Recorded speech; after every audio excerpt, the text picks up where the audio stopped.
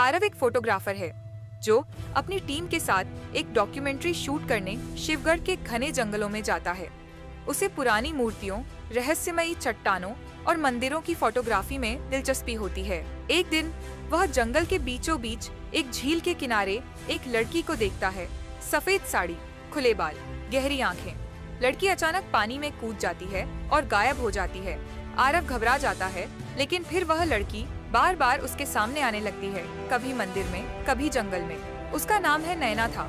वह रहस्यमयी है, खामोश है, मगर उसकी आंखों में एक गहरी कहानी छुपी है। धीरे धीरे आरव और नयना एक दूसरे के करीब आते हैं। आरव को उससे मोहब्बत हो जाती है, मगर नयना हर बार उसे दूर करने की कोशिश करती है। एक रात नयना आरव से कहती है, मेरे करीब मत आओ, मैं वो नहीं जो तुम समझते हो। मगर मोहब्बत की दीवारें तर्कों से नहीं बनती। दोनों एक दूसरे में पूरी तरह डूब चुके थे। फिर एक रात मंदिर के बाहर आरव एक डरावना दृश्य देखता है। एक विशाल सांप, एक तांत्रिक और नैना।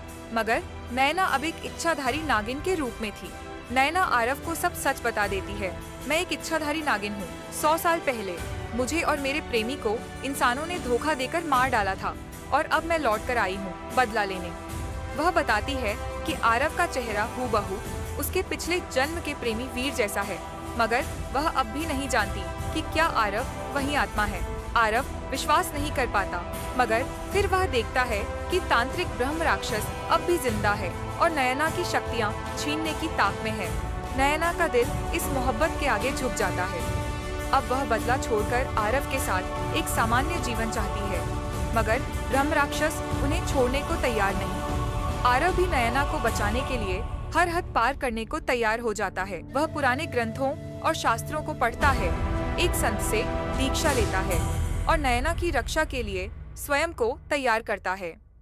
एक रात शिव मंदिर में ब्रह्म राक्षस और नयना का आमना सामना होता है। वहाँ आरव भी पहुँचता है।